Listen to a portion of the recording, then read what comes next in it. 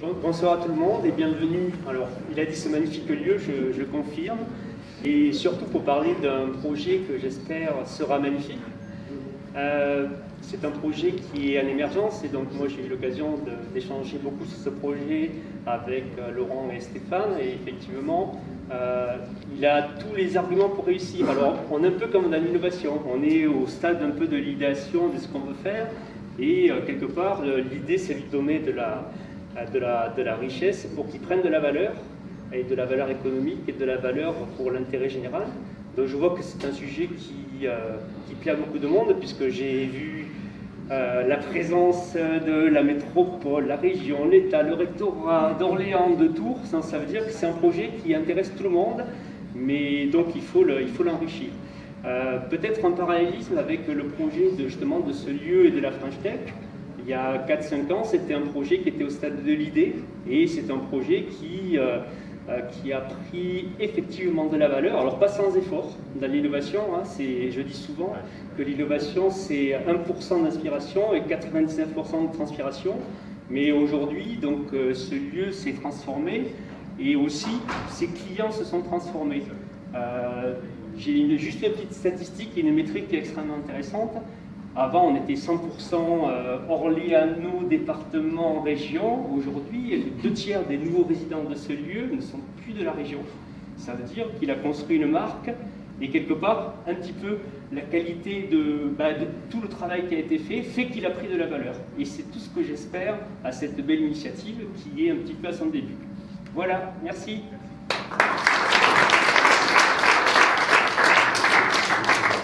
Je vais présenter Pascal Grégoire, qui est délégué régional pour le Syntec numérique et qui va nous exprimer le point de vue des entreprises sur ce projet. Et bonjour. Lorsque la région et l'éducation nationale est venue présenter ce projet de campus, j'ai forcément adhéré à 100% puisque l'emploi chez nous, la formation au sens large est essentielle. C'est d'ailleurs même le cœur de notre métier en tant que syndicat professionnel. On laisse à Paris tout ce qui est lobbying politique, gestion des relations avec le gouvernement, et nous, en province, en région, on s'occupe essentiellement d'emploi. Puisque nos adhérents, j'en vois quelques-uns ici dans la salle, leur priorité c'est d'embaucher. Leur problématique, d'ailleurs, jusqu'au moment de la crise Covid, c'était de trouver des compétences. Il y a un petit creux en ce moment, mais ça va forcément repartir dans les mois qui viennent. Et trouver des compétences, c'est toujours très difficile. Donc de pouvoir fédérer des actions qui avaient déjà lieu sur le terrain avant, mais les fédérer au sein d'un campus nous paraît essentiel pour la formation initiale, la formation continue, la reconversion, parce qu'on fait beaucoup de reconversion dans la profession, et puis aussi pour identifier les nouveaux métiers qui vont apparaître avec des sujets qu'on a évoqués tout à l'heure, l'IA, la cybersécurité, l'HPC, tout ça. Donc ce campus est forcément essentiel pour nous, et immédiatement Syntec numérique a adhéré au projet et aide des acteurs ici présents à faire en sorte que ça fonctionne très bien. Merci beaucoup. Je vais donner la parole à Anne Beignet, vice-présidente enseignement supérieur, recherche et innovation, et peut-être aussi Valentino Gambito, conseiller pour le numérique. Oui, parce que là, on rejoint les deux, hein, la formation et le numérique, donc c'est pour ça on est deux de la région, deux vice-présidents de la région. Donc, un campus des métiers et des qualifications pour une région, c'est important, c'est une vitrine qui montre que dans cette région, il y a les formations parce qu'il y a les métiers derrière et les entreprises qui en ont besoin. On en est au 3e dossier qui vont être déposés. Il y en a un qui a déjà été, alors peut-être que le rectorat comptait le dire, il y en a un qui a déjà été déposé, labellisé campus d'excellence et qui a eu des fonds PIA sur tourisme et patrimoine. On en a un deuxième qui est en cours de labellisation sur cosmétique et pharmacie, et le 3e sur transformation numérique. Donc on voit bien que ce sont des vitrines de la région, et c'est très important. Donc, après, c'est compliqué. Hein. Moi, je remercie beaucoup ceux qui ont travaillé sur ce dossier, parce que c'est pas simple, c'est vraiment pas simple. Je remercie les entreprises qui acceptent de participer au campus des métiers, parce que c'est indispensable. Si on n'a pas les entreprises, on ne fait pas le lien. Et ce lien information-entreprise, par le campus des métiers, c'est ça qui se fait. Alors, en numérique, Valentino, c'est vraiment encore plus indispensable, je dirais, parce que c'est un domaine sur lequel, si on ne se positionne pas maintenant, eh ben, c'est pas la peine, on sera en retard, et les entreprises, elles iront chercher si elles trouvent, elles iront chercher leurs salariés en dehors de la région. Or, nous, on a beaucoup de jeunes en région, on a beaucoup de jeunes qui ont besoin d'être formés. Le nombre de jeunes, vous le savez, cette année, qui est rentré dans le supérieur avec le baccalauréat de 2020 est énorme. Ces jeunes, ils ont besoin d'avoir les métiers de demain et d'être formés aux métiers de demain. Et après, il y a aussi, comme tu l'as dit, je crois, toute la formation continue, parce qu'il y a transformation des métiers. Et donc, il faudra bien que ces personnes soient formées. Donc moi, ce que je souhaite qu'une chose, c'est que ce campus des métiers soit labellisé, labellisation d'excellence. Ça dépend de nous tous, finalement. Hein. Ça dépend de nous tous. Mais on y croit parce que le dossier est solide, il est bien réfléchi. Et merci encore à ceux qui ont travaillé. Tu veux rajouter quelque chose sur le numérique, peut-être, Valentine? Ce sera juste 2 mots, parce que l'essentiel a été dit.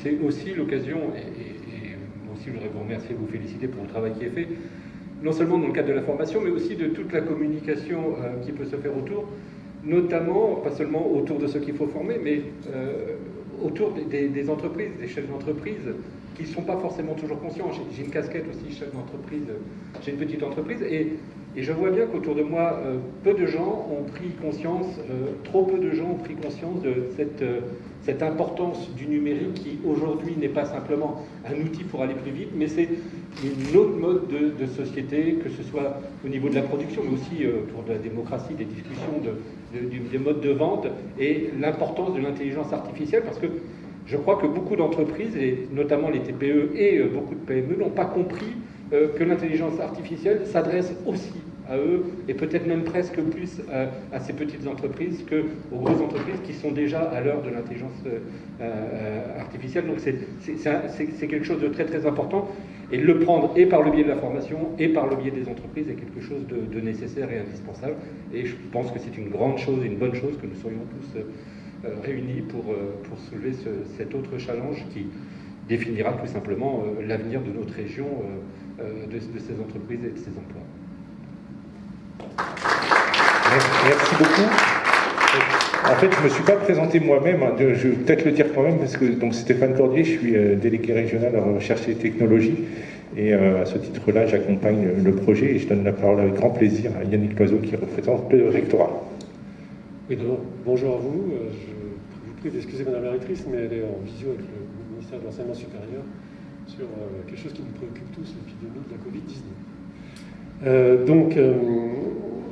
Je crois que là, il y a une notion stratégique qui est très forte, c'est-à-dire l'intelligence artificielle, c'est un élément stratégique national, international, et la région Centre-Val de Loire doit être présente dans cette stratégie.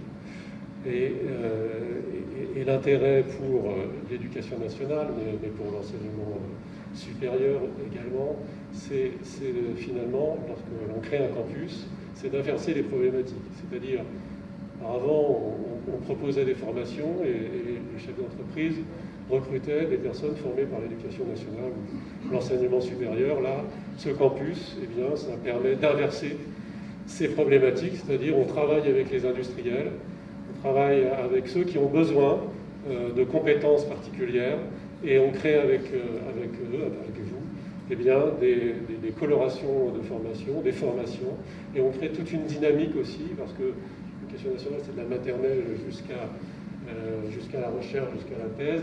On crée toute une dynamique sur un secteur donné. Donc vous voyez l'intérêt vraiment très fort de ce campus. Donc bien évidemment, c'est une politique publique qui est tout à fait intéressante. On a réussi avec la région à travailler sur le campus patrimoine, métiers d'art et tourisme. Et là, on réussira, j'en suis sûr, à faire un beau projet avec vous et à créer une dynamique dans la région qui est très forte et qui sera simplement mise en avant et qui sera très importante au niveau de la France. Voilà. Merci à vous. Et donc, maintenant, on va avoir une présentation par Laurent Neveu, qui est chargé du projet auprès du rectorat, qui va nous faire une présentation rapide, et je vais gérer les transparents. Bonsoir, et tout d'abord, je vous remercie tous vivement d'être présents pour assister à cette présentation. Nous allons rentrer un petit peu dans le cœur du projet, dans ce que nous souhaitons vous proposer et ce que nous souhaitons mener à bien.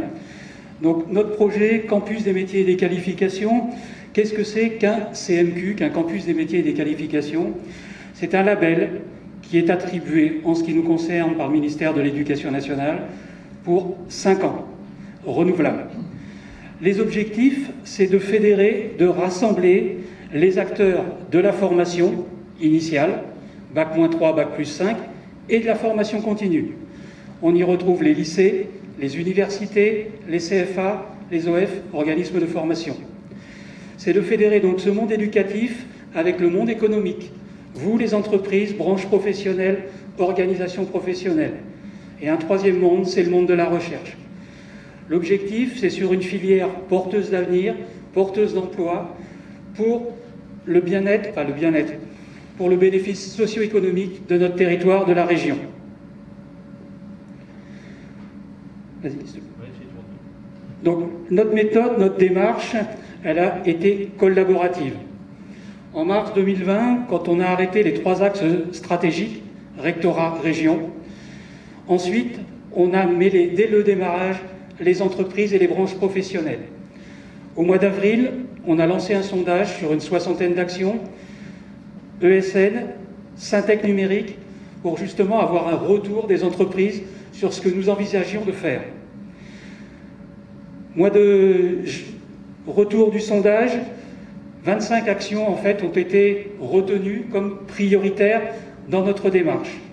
Le 17 juin 2020, un comité de pilotage qui a réuni 28 acteurs, monde économique, monde éducatif, monde de la recherche, a décidé d'aller au bout du projet, a décidé que c'était une nécessité d'implanter un CMQ numérique, transformation numérique, sur le territoire. S'en est suivi la mise en place de 6 groupes de travail, 6 thématiques: communication, mixité, attractivité des métiers, formation initiale, poursuite d'études et formation continue. Les retours de ces groupes de travail ont conduit à définir 14 leviers d'action qui vont constituer le cœur de notre projet, le cœur de notre dossier. Un premier axe, c'est attirer. C'est de travailler sur l'attractivité de la filière, la mixité des métiers. Aujourd'hui, le constat, Pascal l'a rappelé tout à l'heure, c'est qu'il y a un déficit de recrutement, un déficit de talent sur toute la filière numérique. On doit d'ores et déjà attirer et communiquer. Alors, attirer qui? Les jeunes, dès le collège, les parents, les professeurs principaux, les jeunes en rupture de parcours et les jeunes adultes en reconversion. Communiquer comment? Sur les métiers, sur les emplois, sur les compétences, sur les parcours de formation. Communiquer sur les actions du CMQ, tous les événements de la filière qui se déroulent tout au long de l'année au cœur du territoire. Et enfin, communiquer sur les stéréotypes en tout genre qui éloignent généralement les jeunes des filières numériques, et encore plus particulièrement le public féminin et les jeunes filles. Comment? Par un portail Internet, une vitrine. Il faut présenter vos métiers, vos emplois, les compétences qui sont attendues au sein de vos entreprises. Communiquer vers un lieu emblématique et des relais. Lieu emblématique, on en a un ici, c'est le labo, mais on en a d'autres disséminés au sein du territoire. Je vais citer le MAM à Tours, le B3 à Vierzon, le CM101 à Chartres, le Dôme à Dreux, qui va ouvrir, ou qui est ouvert, qui va ouvrir prochainement, qui est un autre espace qui sera symbolique de la filière numérique au cœur du territoire. On va avoir des actions, visites d'entreprises, interventions de professionnels dans les classes, serious game, revisiter. On a tenu compte de ce que justement nous ont remonté les groupes de travail, ce qu'on a identifié sur d'autres filières. Il faut revoir les formats. Les concours. Les concours, vous allez me dire, bon, c'est une petite action comme ça. Non, les concours vont avoir pour objectif, sur la filière de numérique, de montrer à nos jeunes qu'on travaille ensemble. C'est un travail d'équipe, le numérique, l'informatique, la filière numérique, c'est un travail d'équipe. On casse un des stéréotypes qui est le jeune tout seul derrière son écran. On va valoriser les diplômes et les concours. On va expérimenter via un mini-stage de découverte des métiers. Alors ce mini-stage de découverte des métiers, c'est un des exemples des groupes de travail ont remonté au cours de la période estivale. C'est de permettre à nos jeunes, 2 secondes, pendant les vacances de Toussaint, d'aller expérimenter, d'aller travailler avec des enseignants, avec vous, professionnels, pour leur montrer justement ce qu'est la filière numérique, quels sont les emplois que vous proposez. Et enfin, coordination et communication. On a tout un nombre d'actions qui se déroulent en région, elles ne sont pas forcément coordonnées, il n'y a pas forcément de visibilité qui est apportée à ces actions, et souvent très intéressante. Second axe, développer et diversifier les formations. Donc c'est former. Former qui? Comme on l'a dit, les jeunes de Bac-3 à Bac+5, les jeunes adultes en situation de rupture ou d'échec, les adultes en reconversion et aussi vos salariés pour monter en compétences. Comment? On va favoriser l'apprentissage et l'alternance sur tous les diplômes de la voie professionnelle, sécuriser le passage dans l'enseignement supérieur, éviter les échecs pour les néo-bacheliers quand ils montent à l'échelon supérieur, mettre en place des labels et colorations de diplômes sur les diplômes du second degré, un label cybersécurité sur le bac pro de la voie professionnelle système numérique, développer la formation continue, c'est-à-dire en lien avec vous, en recensant vos besoins, vos attentes à court et moyen terme, comment ouvrir les formations dont vous avez besoin. Valoriser les compétences par le déploiement des open badges, diversifier les talents par l'innovation pédagogique. Et enfin, développer les formations universitaires en lien avec les programmes ARD. Pour qui accompagner l'axe 3, l'intelligence artificielle, les entreprises en lien avec la recherche. Accompagner les entreprises de toute taille, de tout secteur d'activité. Comment? En favorisant les transferts de technologies. Il y a un exemple, c'est le lien qu'on pourra avoir avec le Labia. Améliorer la visibilité nationale et internationale de l'offre de recherche, de formation du territoire. Il y a différents programmes, Stéphane pourra vous en parler plus en détail que moi. Développer l'utilisation de l'IA pour l'environnement en lien avec ARD Junon, avec AgreenTech, avec le pôle Dream. Et enfin, expérimenter l'initiation à la recherche pour les lycéens en lien avec les labos de recherche de l'Académie. C'est une expérimentation de type édifice qu'on souhaite mener. Donc je ne rentrerai pas plus en détail dans les actions, dans tout ce qu'il y a derrière.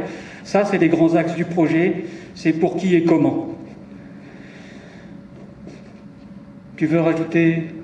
En fait, ce qu'on avait prévu, d'abord, merci. On avait prévu éventuellement un temps d'échange pour répondre à vos questions, soit des questions qui peuvent être posées à la région, soit au rectorat, soit aux porteurs de projet, soit des prises de position, si vous voulez exprimer votre intérêt par rapport au projet, parce que comme vous avez bien compris, il y a 3 acteurs. Il y a la sphère éducative, l'éducation nationale, il y a les entreprises et il y a la recherche. C'est ces 3 mondes-là qu'on essaye de rassembler autour de ce projet, hein, pour essayer d'attirer plus de talents et plus de compétences. Donc je ne sais pas s'il y a je pense que ça serait intéressant, c'est filmé, je tiens à le dire, donc évidemment c'est pas fait pour être perdu.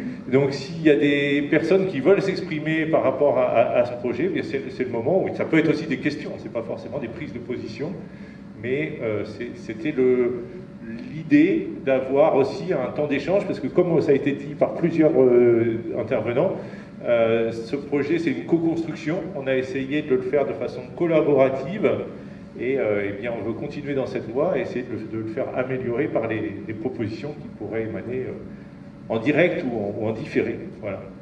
Est-ce qu'il y a des questions, des remarques, des suggestions, des propositions? Attendez, si on veut que ça soit enregistré.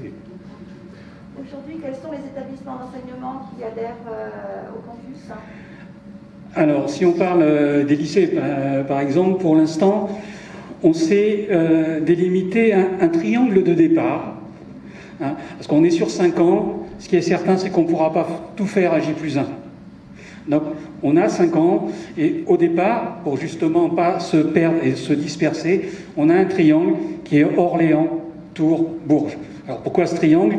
Déjà parce que c'est les localisations de nos 3 labos de recherche universitaires.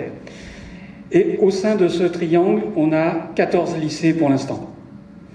12 EPLE, lycées publics, un lycée privé et un lycée horticole, qui sont partants pour adhérer au projet et participer activement au projet. Et le lycée horticole, c'est lui qui a fait la démarche de venir nous voir en nous disant « je veux en être ». Et on a l'adhésion des 14 établissements. Oui, bonsoir à tous, merci de cette invitation. D'abord, félicitations notamment à Laurent Neveu, c'est un excellent ambassadeur puisqu'il m'a déjà vendu effectivement le projet avant cette soirée. C'est la raison pour laquelle je suis là en tant que vice-président de la métropole Orléans. Et je voudrais simplement dire 2 choses. On a bien compris que l'objectif, c'est de trouver à la fois le réservoir pour répondre aux besoins en compétences des entreprises dans cette belle région. Voilà, sachant d'ailleurs que c'est un phénomène historique, hein, pour avoir à peu près un quart de siècle organisé des salons de recrutement pour Syntec informatique, puisque là on est sur Syntec numérique. Les problèmes de déficit national dans le secteur, c'était déjà de circonstance et c'était déjà d'actualité, donc ça l'est encore aujourd'hui. Et effectivement, susciter des vocations, trouver les formations adaptées, adéquates et répondre aux besoins qui seront d'ici 2030 innombrables de toute façon, c'est essentiel. On parle de ressources, moi je voudrais maintenant me tourner vers l'ensemble des collectivités parce que je crois avoir compris qu'en fait l'objectif c'était aussi d'arriver à un tour de table pour financer tout cela, à la fois par les entreprises concernées et en même temps par les collectivités territoriales. J'ai demandé moi directement dès le mois de juillet et a fortiori depuis la fin du mois d'août que l'on puisse présenter sur le budget 2021 au niveau de la métropole une contribution sur ce tour de table. Qu'en est-il de la région? Qu'en est-il des autres collectivités? Est-ce qu'on a déjà des éléments de réponse qui nous permettent vraiment de pouvoir garantir la fongibilité du projet et sa pérennisation? Alors je ne sais pas Anne, si tu as déjà... Alors, juste pour répondre pour la région, comment un CMQ et comment une région finance un CMQ, hein, de 2 manières. Il y a une part un peu du fonctionnement qui est mis, et ça, on a déjà un budget, puisqu'on avait déjà des CMQ, hein, même si ce n'était pas la label d'excellence. Et puis après, c'est en fonction des actions. La région, elle va financer telle action, parce que elle est dedans, ou telle autre. Si je prends l'exemple du CMQ, parce que là tout n'est pas finalisé sur celui-là, mais si je prends l'exemple du CMQ Cosméto-Pharma, eh ben, il va y avoir des actions de plateforme, à Dreux d'ailleurs, de plateforme d'outils. La région va aider avec l'IMT, va financer l'IMT pour qu'ils puissent mettre ces plateformes. Donc c'est à la fois une aide au fonctionnement, mais ça c'est pas énorme, mais après c'est action par action, la région va financer. Et sur le numérique, tu as une idée? Pas encore, parce qu'on n'a pas encore fait le tour. Les actions, elles sont indiquées, mais on n'a pas encore fait le tour des budgets, des besoins de chacune des actions. Donc, bien évidemment, c'est l'État qui a. Oui, en termes de campus, alors d'abord, il y a une labellisation excellence, et ensuite, il y a un dépôt pour obtenir de l'argent, du financement d'argent public dans le cadre des PIA. Et ce qui est intéressant, c'est la démultiplication des moyens. C'est-à-dire que si on arrive à trouver 1 euro de fonds privés, c'est multiplié par 5 au bout du bout. Donc là, il y a un vrai intérêt pour avoir des projets conséquents sur cette... c'est une vraie question, une question très importante, parce qu'il faut des fonds de l'État, il faut des fonds des collectivités, il faut des fonds privés pour avoir un projet ambitieux. Oui, donc c'est pour ça, nous avons besoin de vous, vous entreprises, vous branches professionnelles, vous organisations professionnelles. Alors, on vient de l'évoquer, hein, on vient d'évoquer la question financière. Oui, les actions qu'on a posées là, il faudra mettre un budget en face. Et si on veut mener à bien ce projet, oui, on aura besoin de vous. On aura besoin de vous, je dis là, financièrement, mais on a aussi besoin de vous sur le mode, pour poursuivre ce mode collaboratif. Quand je disais tout à l'heure des interventions dans les classes, des visites d'entreprise, je vais m'adresser plutôt aux industriels. Parce qu'ouvrir une ESN, peut-être à part chez le lab d'Atos, ouvrir une ESN, montrer des bureaux avec des écrans à nos jeunes, c'est peut-être pas ce qui va les stimuler et les motiver. Après, on a besoin des industriels derrière pour justement montrer concrètement en quoi les solutions numériques et les solutions d'intelligence artificielle sont efficientes. Voilà, on va montrer à nos jeunes, on est parti de telle problématique, voilà où on arrive aujourd'hui, voilà comment on travaille sur l'intelligence artificielle. Donc là, on a plus besoin d'ouvrir les portes des industriels, des entreprises de tout secteur. Je pense à la logistique aussi, qui est peut-être un peu plus en avance sur ce domaine. Donc on a vraiment besoin de vous, tout domaine, financièrement, humainement. Voilà. Donc on attend que vous rejoigniez le consortium. En tout cas, déjà, merci beaucoup d'être présent, parce que dans le contexte actuel, c'est pas évident. On vous a en plus prévenu relativement tardivement, sans excuse. Mais en tout cas, la mobilisation, on avait déjà senti dans la réunion du mois de juin qu'on avait également, on avait apprécié une forte mobilisation. Là, elle est encore plus importante aujourd'hui. Donc, merci beaucoup. Vu les conditions sanitaires, il n'est évidemment pas l'occasion de faire un cocktail. Et donc, néanmoins, on peut rester pour profiter du lieu et de la terrasse, éventuellement pour des discussions informelles. Voilà, à moins qu'il y ait d'autres questions, mais tout à l'heure, j'ai essayé de pousser le micro, et je serais très content s'il y avait une autre question. Et en même temps, tu as plus de chance que moi. Moi, j'ai juste une petite question, c'est est-ce que vous avez des concurrents en termes de campus de ce type en France? Oui, alors, des campus des métiers et qualifications, il y en a 80, et il y en a 5 qui sont positionnés sur le numérique au niveau national, au sens large. Voilà. 4, voilà. Pour être beaucoup plus précis, pour l'instant, il y a 5 campus numériques sur le territoire national. Il y en a un que je vais mettre un petit peu de côté parce qu'il est sur le numérique, mais il est sur la production audiovisuelle. Il est à Paris. Après, nous avons 4 autres campus. Il y en a un à Lannion, en Bretagne, qui est positionné sur le numérique et photonique. Ensuite, on a un campus numérique au sens large qui est basé à Sophia Antipolis, à Nice. Un campus, e-campus à Clermont-Ferrand, sur le numérique en général et plutôt sur le design et numérique. Et enfin, le dernier, c'est un campus Drôme-Ardèche du numérique qui est basé à Valence. Pour compléter, en fait, la spécificité du campus transformation numérique qu'on comporte au niveau de la région Centre-Val de Loire ou de l'Académie Orléans-Tours, c'est sur l'intelligence artificielle, avec le slogan qui était écrit tout à l'heure, maîtriser l'IA, un atout pour nos jeunes, nos entreprises, notre région. D'accord ? Donc c'est la spécificité donc des campus numériques, il y en a d'autres. Celui-là, il est original parce qu'il adresse l'intelligence artificielle de façon assez large et du coup, ça implique aussi peut-être plus fortement que d'autres campus métiers et qualifications le monde de la recherche parce que l'intelligence artificielle, ça nécessite des liens assez forts avec les laboratoires de recherche. Je ne sais pas s'il y a d'autres. Voilà, si vous voulez, celui de Sophia, en région de PACA, c'est celui qui ressemblerait le plus effectivement à celui qu'on a en tête. Ils sont loin. Oui. Alors, il y a une question de Cédric. Attends. Alors, premier projet réalisation, et je peux vous en donner un qui est...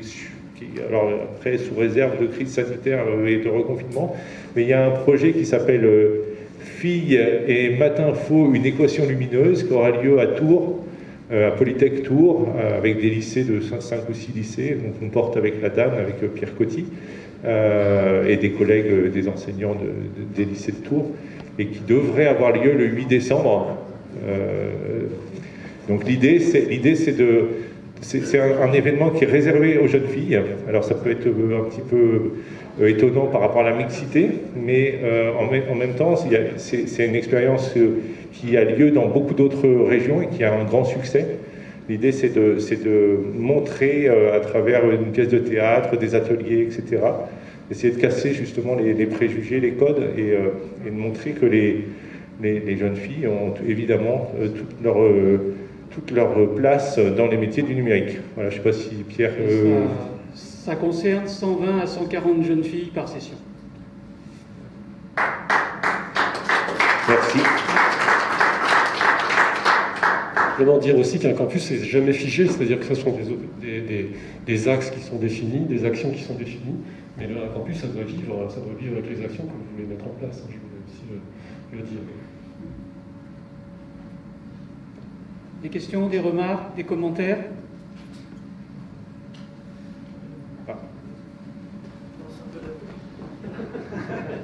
Bonjour, oui, donc Étienne Bordry-Orange. On monte des opérations qui s'appellent Supercodeur. Donc il y a une opération Supercodeur qui va avoir lieu au mois d'octobre-novembre, avec M. Coty est bien au courant. Donc est-ce que ce type d'opération peut rentrer dans le PIA numérique? Oui, tout à fait. C'est le genre d'opération qu'on intègre volontiers dans le campus, avec d'autres opérations que Pierre est en train de monter, comme Yes We Code, toutes ces opérations. C'est le genre d'opération qui rentre dans le calendrier, à l'agenda du campus. Oui, tout à fait. En fait, un constat qu'on a fait en travaillant le projet depuis quelques mois, c'est qu'il y avait déjà énormément d'initiatives. Il y a Girl Can Code, par exemple, par rapport aux questions de mixité aussi. Et en fait, ce qui se passe, c'est qu'il y a beaucoup de choses, mais qui n'ont pas forcément une grande visibilité. Et un des objectifs du CMQ, c'est de donner plus de visibilité et éventuellement faire en sorte que des expériences réussies soient reproduites de façon un petit peu plus systématique. Et puis éventuellement aussi, si on a un financement et des partenaires, comme ça a été dit, eh bien de développer des nouvelles actions. Voilà. Pierre, tu voulais... Oui, tout à fait. Hein. Il y a de nombreux projets qui existent depuis des années. Hein. Je vois aussi monsieur Nguyen qui travaille pour un projet robotique que vous connaissez bien, monsieur Montillo aussi, qui existe depuis longtemps. Enfin, c'est des actions comme celle-là et comme celle avec Orange, ces actions qui se déroulent. Et c'est vrai que l'idée du CMQ, enfin l'idée de les intégrer, si vous le souhaitez, dans le cadre du CMQ, c'est de leur donner une visibilité plus grande. Et pour nous aussi, deux éléments importants. On évoquait la mixité des filières, et c'est un sujet qui est essentiel, mais il y a aussi la question du territoire et de l'intégralité du territoire régional, avec une difficulté à porter des actions sur tous les territoires de notre belle région. Et donc ça, c'est aussi un élément qu'on peut travailler ensemble, en fédérant. Tout le monde ne peut pas agir partout, mais en s'y mettant tous ensemble, on doit pouvoir étendre le champ d'action. À propos du maillage territorial, il y a un travail qui a été fait par le GIPRESIA, dont on parlait juste avant, pour recenser les lieux de médiation scientifique, et donc Rémi Toisier qui a porté ce projet.